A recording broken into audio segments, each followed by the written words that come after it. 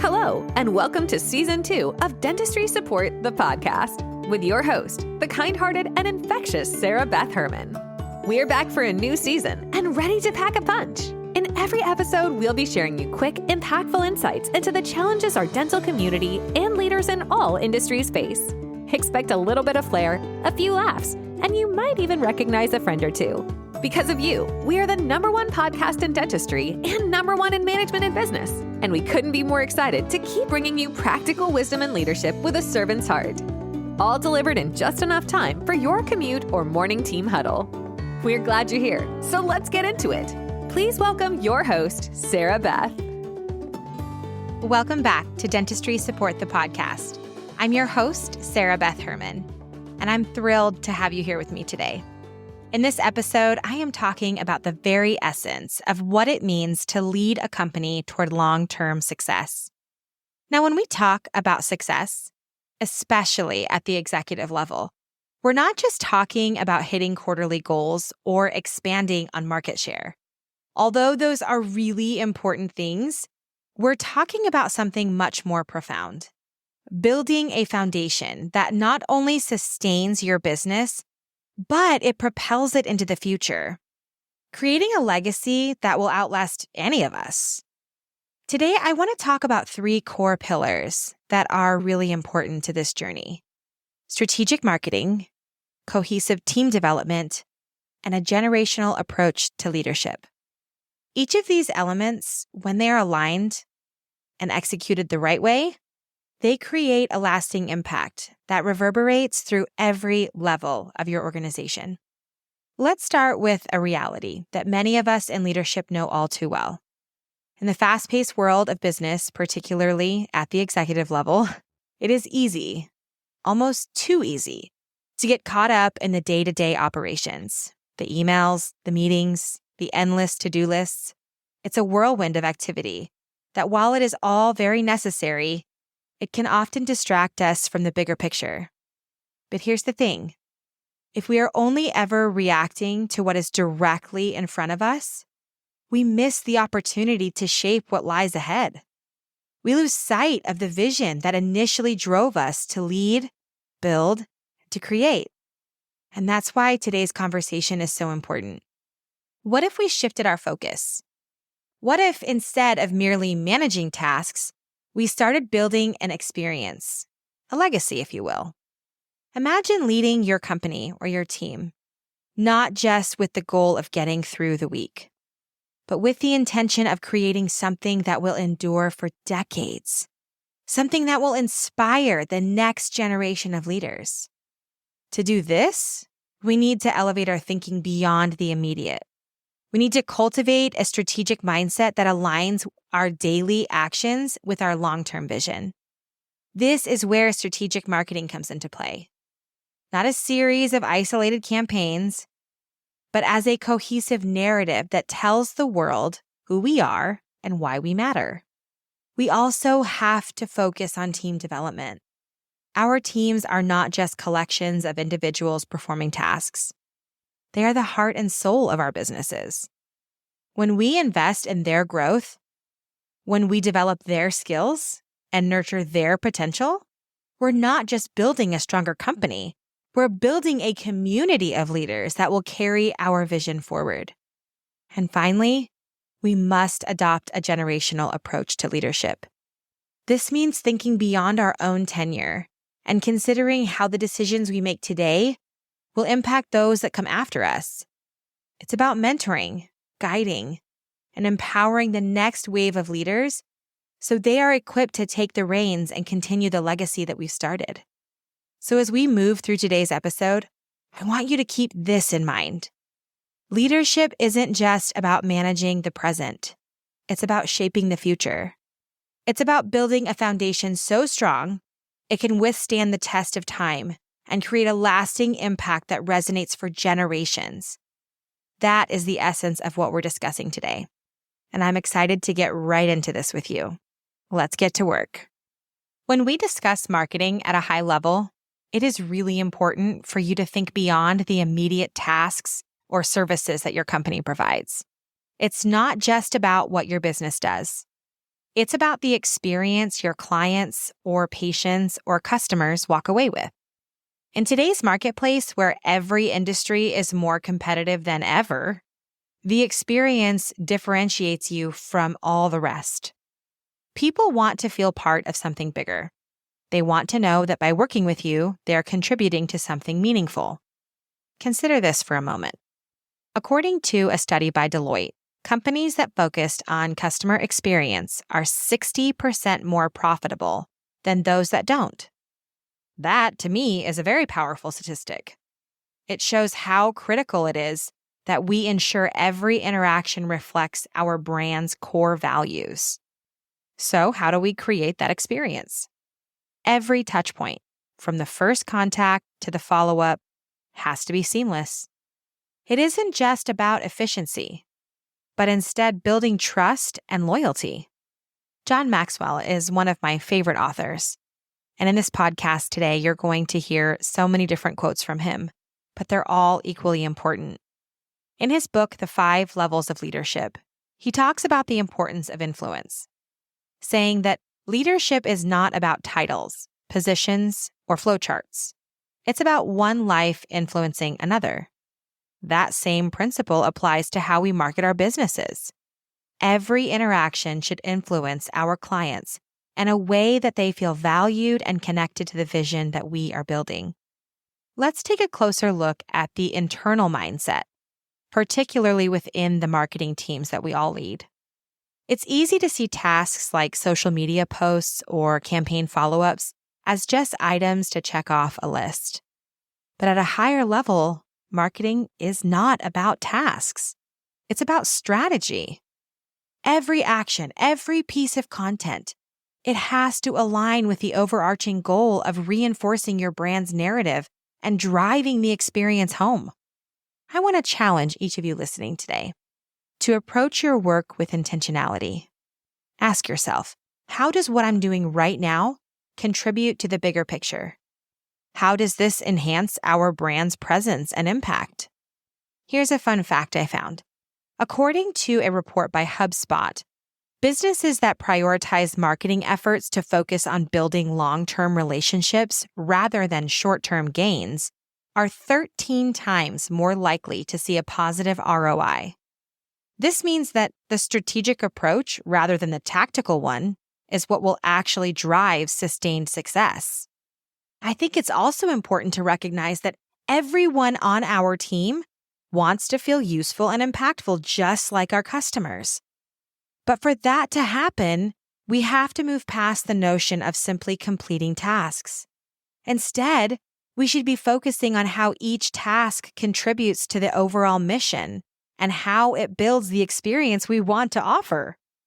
This ties us all back to what John Maxwell says in the 21 Irrefutable Laws of Leadership. Go get the book. He says the true measure of leadership is influence, nothing more and nothing less. As leaders, we often wonder why certain people are drawn to work with us. And I think the answer is really simple.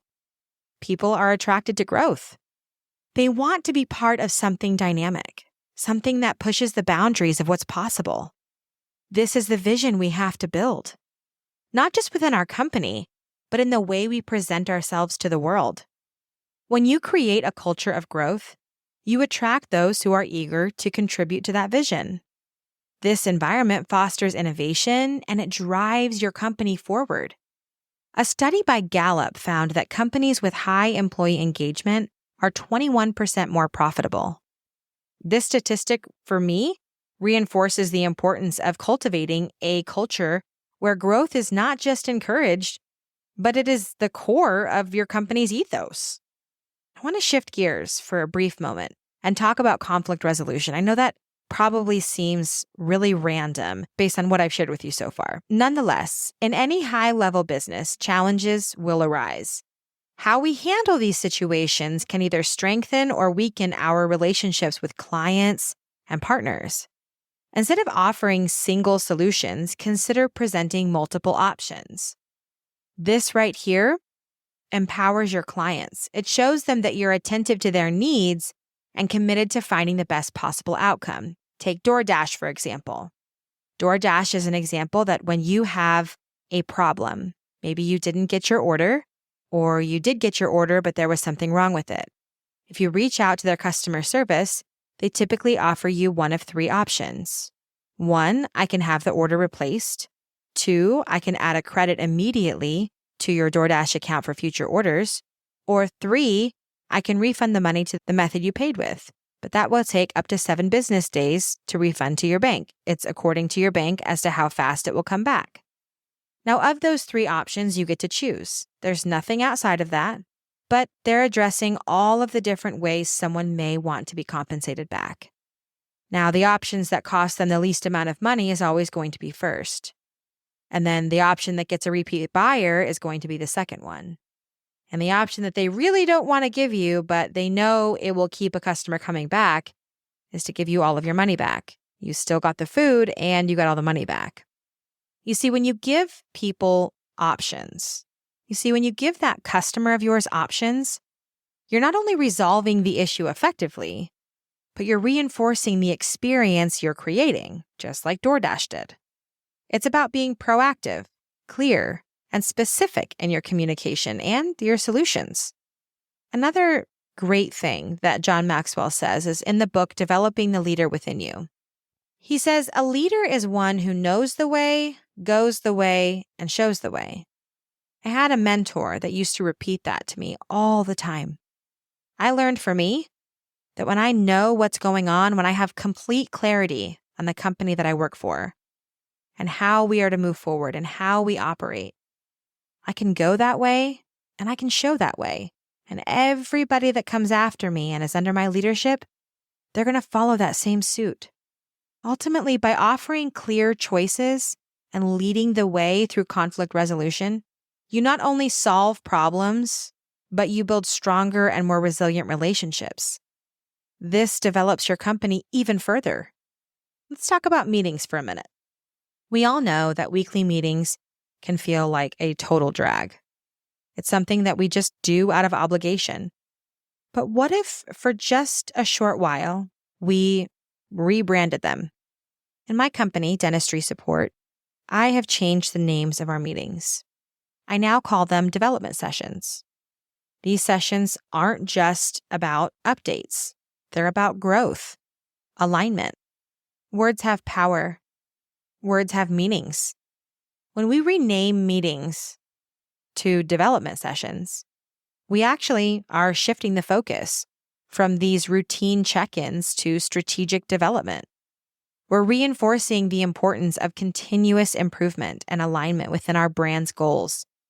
It's about setting the tone for the week and ensuring that everyone is on the same page, and taking that even a step further by deciding when you'll have these meetings. When you have high-functioning teams that are constantly doing task after task after task, and they have to be the highest functioning team in your company, having a meeting on a Monday, Tuesday, Wednesday, Thursday, not a good idea. Meetings for high-functioning teams should always be on a Friday afternoon. And the reason they should be at the end of the week is because your team is done functioning. They're done learning. They're ready to listen. It's a way to close out the week. When you start the week with those meetings, it's the worst possible time. Your team is just stressed about all of the high-functioning tasks that must get done right now. And putting a meeting in the middle of that, they are not paying attention. They are distracted with what's on the agenda. Now, for your other teams that are going to be action-based teams, meaning whatever we're doing throughout the week, it all builds upon each other. I'm an action team. I'm a team that has to take action today so that the next day's actions can be built on today's activities. Now, those teams are great meetings at the beginning of the week. I happen to believe wholeheartedly that marketing meetings should happen on a Monday. We set the intentions, we recap what happened last week, we move forward with all of our strategies for this week based on what we know that has happened, what needs to happen, and what our goals are. Pretty simple. Find out when it is best to have meetings with your team. If it's an action position, have it at the beginning of the week, beginning of the day. If it's a high-performing, high-functioning team, those meetings need to take place at the end. Let your team use all of their best energy for your customers, for your clients, for your patients. One of the most significant challenges in leadership, especially in marketing, is maintaining alignment with your strategic goals. It's really important that your team understands their work isn't just about maintaining the brand. It's about growing it every single day. Leadership in this context means leading by example. It means driving your brand forward with every action, setting the tone for the rest of the company. Maxwell puts it best in the book, The 360-Degree Leader. The leader's job is to see the vision, articulate it, own it, and drive it to completion. When your marketing team understands and embraces this role, they become the leaders that everyone else follows. Growth isn't always easy, and it requires a certain mindset. It's not just about clocking in and clocking out. It's about being fully engaged in the mission. I want everyone on the team to understand that growth requires both the will and the skill to succeed. The skill can always be developed, but the will has to be there from the start. I want to address something also that can quietly sabotage our success: the victim mentality. We've all been there, complaining about a task or dreading something we have to do. Every minute spent in that negative space is a minute lost. We need to stay focused on our mission and keep moving forward with purpose. John Maxwell says in the book Leadership Gold, people don't care how much you know until they know how much you care. This is a powerful reminder that leading with empathy and positivity is not just about being nice. It's actually a strategic move that builds trust and loyalty. Before we wrap up this episode, I want to take a moment to encourage you. If you've been listening to this episode and something resonated with you, whether it's about leading your team, elevating your marketing strategy, or rethinking how you handle challenges, I believe you were meant to hear this. Sometimes we need a nudge, a reminder, to make the changes we know are necessary. Leadership is about making tough decisions, but it's also about inspiring those around you to see the vision and work toward it with passion. If you're feeling called to make a shift in how you lead or how your company operates, take that as a sign that you're on the right path. This episode was meant for you to hear, and I encourage you today to act on what's resonating with you. For today's That's Good moment, our TGM, if there's one thing I want you to remember from this episode, it's this. Success isn't just about what we do. It's about how we do it. Leadership is about creating an experience, a legacy that transcends the everyday. When you focus on building that legacy, when you ensure that every action aligns with your vision, you're not just leading a company, you are shaping the future. As John Maxwell again wisely said, leadership is influence, nothing more, nothing less. And that, my friends, is what true leadership is all about. I'd like to leave you with a few books that have had an incredible impact on my journey as a leader, as a 5-time CEO, as a business owner. These are my must-reads for anyone who is serious about elevating their leadership skills. I'm going to share with you the name of the book and just a little bit about it. But take note, grab a pen and paper, open your iPhone, grab the Notes app, open up Amazon, look for these. Here we go. The first book is The 5 Levels of Leadership by John Maxwell. This book breaks down the journey of becoming a true leader into 5 different levels, each building upon the previous one. It's a great guide for understanding how to grow as a leader and influence others effectively. The next is The 21 Irrefutable Laws of Leadership by John Maxwell.